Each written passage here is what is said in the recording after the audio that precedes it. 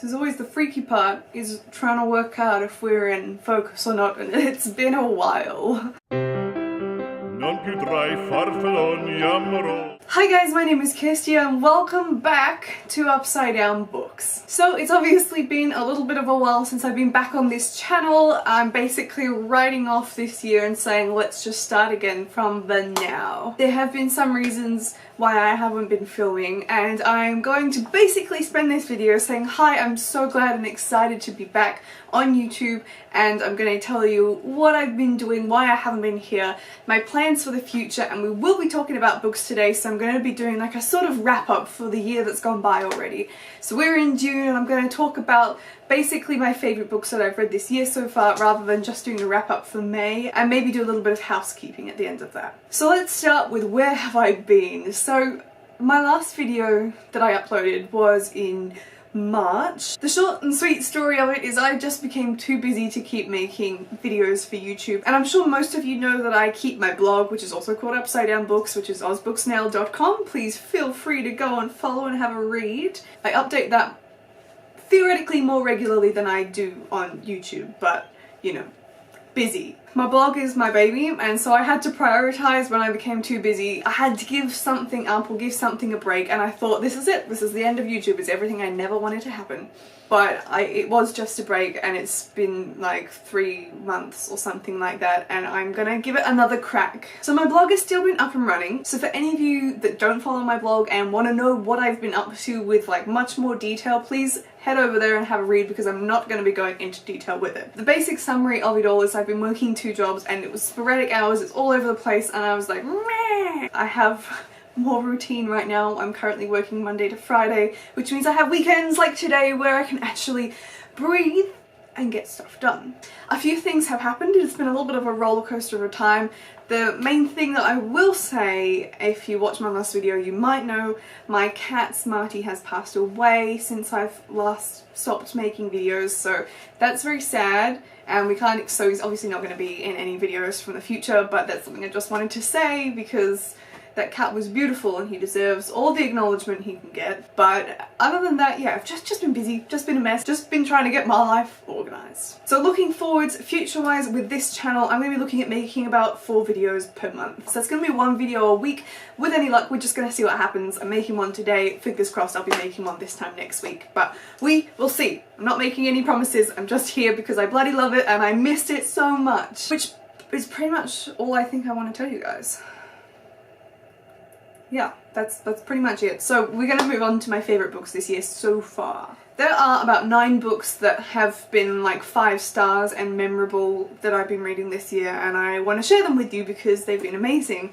Funnily enough, most of them happen to be ebooks or audiobooks, which I kind of find surprising and also shocking because I feel like that means I haven't really been reading my bookshelf. But we'll update you on yearly progress and goals at the end of this video. We're pretty much going to go from most recent to like furthest away, and that's how it's being ranked. So the first book on this list is They Both Die at the End by Adam Silvera, which obviously I rated 5 stars. All of these books I've rated 5 stars. I listened to this on audiobook, the narration was amazing. There are several voice actors in this and it's beautiful. This is my first Adam Silvera book. He writes contemporary. If you're not familiar with the story, this is about a world where people get calls from a company called Deathcast to let them know that they are going to die that day, and they basically have the 24 hours to live out their life to the best that it can be, and it follows 2 boys. It's an LGBT story and it's like massive heart jerker, this one, and a little bit of a tear jerker too. Highly recommend. The next book that I have to share with you is one that I am just so pleased that I finally read, and that is Outlander by Diana Gabaldon. This is like a what? Oh my gosh, I finally read a Diana Gabaldon book, and I can say I've read Outlander now, guys. I'm so excited. This was not only 5 stars, but on my all-time favourites list, which you can find over on Goodreads, even not Goodreads, Goodreads. I will leave a link down below so you can go check that out if you're interested.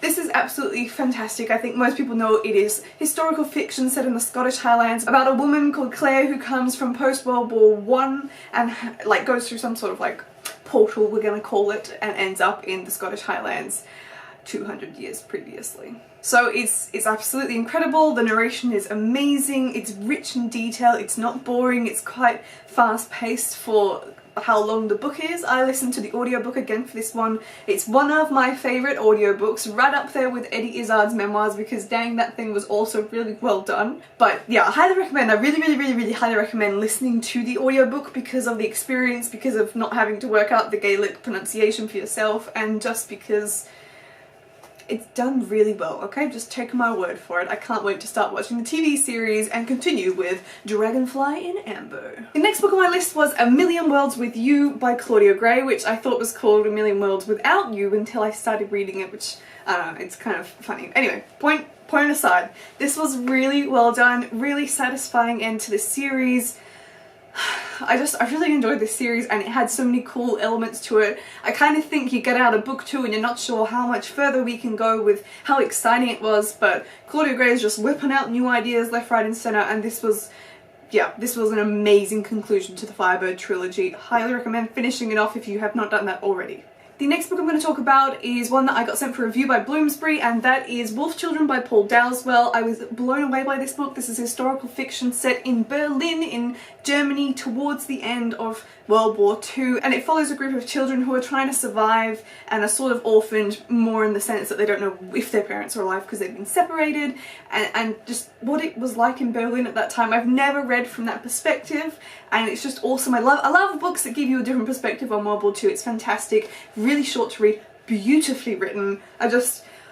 I'm going to be reading all of Paul Dowswell's books now. Oh, my words are just not happening today. This was amazing. Okay guys, if you like your historical fiction, this is a must read for sure. The next book I'm going to be talking about is To Kill a Kingdom by Alexandra Christo. This was so much better than I thought it was going to be. I don't know why, I don't know what I was expecting, but I loved this so much. I bought this one when I was in Ireland earlier this year, which I probably haven't talked about. We're not going to get into it. I was there for sad reasons. I had a family funeral.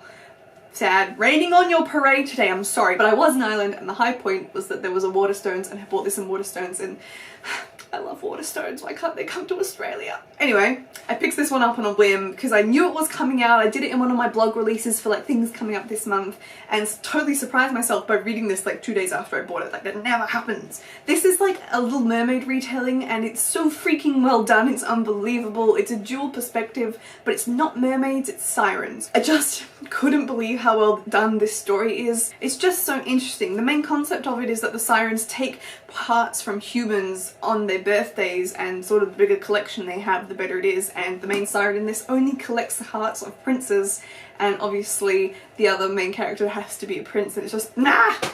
Go read it if you haven't read it, okay? The next book that I have to tell you about is actually a novella, but it is Tiger's Promise by Colleen Houck. I was super stoked that I got around to reading this one because, if you don't know, Colleen Houck is my favourite author, and I don't know why I haven't read this one yet, and I loved it. It was quick and easy to read. It's a backstory to the very beginning of the Tiger's Curse series, sort of talking about the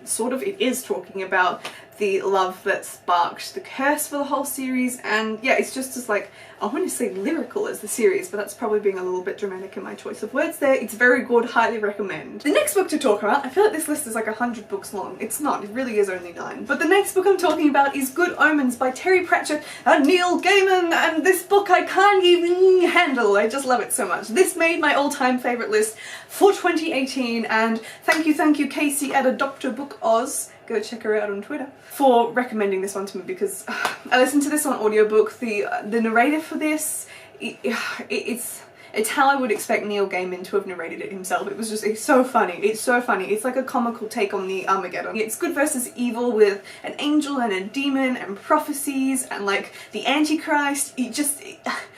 I don't think there's a single person on this planet who just wouldn't find this funny, which is probably, you know, I'm probably wrong, but shush. It's good, okay? I love this book, and therefore it's infallible. The next book I have to talk about is The Great Alone by Kristen Hanna. This was really good, and it's a real emotional ride of a roller coaster. It's really different to her previous book, The Nightingale, which is also historical fiction, but much more about the history rather than just being in the past, like this one. So if you've read that one, it's different, but like, Kristen Hanna writes the most real fictional characters you can ever have. The point is, it's amazing. I love it. It's set in Alaska. It's about a family with a father who's got PTSD and he's abusive, and it's very scary in the sense that you're worried for their well-being. It's not horror. It's just like, oh, don't do that, please. Really well done. Quick to read because you're like, I'm staying up till 3 AM to finish it. It's just Kristen Hanna is a god of a writer. And the last book that I have to talk about that has been my favourite so far this year, which also made my all-time favourites list, is The Gentleman's Guide to Vice and Virtue by Mackenzie Lee. I listened to this on audiobook, which was the most amazing experience of my life. Like, Monty is... If this isn't made into a film, then life is broken. I thoroughly enjoyed this one. It is a beautiful LGBT story. Like, it's right up there with Simon versus the Homo sapiens agenda. That's right, I'm comparing it that highly. And it's just... everything you don't expect it to be. It's about the grand tour that guys do in like the 1800s or whenever it was, when they're sort of coming of age and they're going out and doing a big tour on the continent of Europe to learn more about stuff. It's basically an excuse to drink and get involved with all sorts of trouble. And it's just brilliant because these boys have massive detours when absolutely everything goes wrong. So that is it for my sort of wrap up of how the year has been going. Before I say ciao and sign off, I do just want to give you a few updates and housekeepings.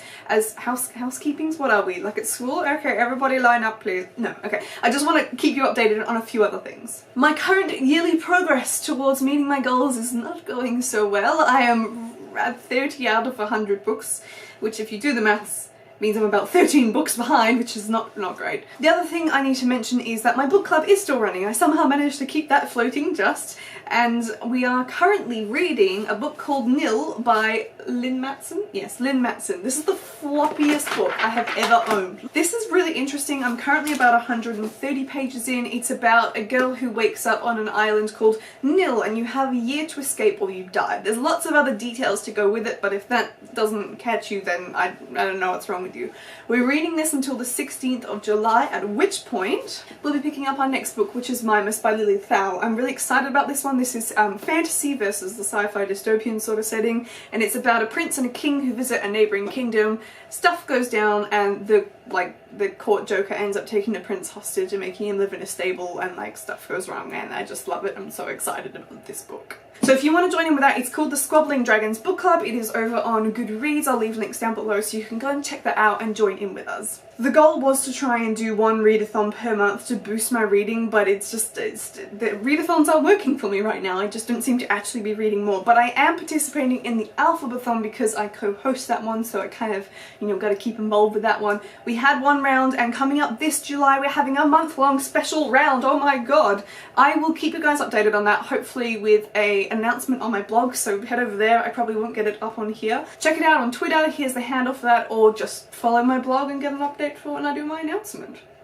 And the last thing that I want to finish is that my other goal was to try and finish off some series this year. I've got this massive long list, and so far I've finished 2, which is the Selection and the Firebird trilogy, so I'm trying, I'm just not really getting there, but we'll keep soldiering through. That is all I have for you today though, guys, so I'm so thrilled to be back here. I can't wait to be doing another video next week with any luck, and yeah, I'm just excited about reading again, and I'm excited I have time, so thanks for coming back. Can't wait to share more content, and I will see you in my next video. Goodbye!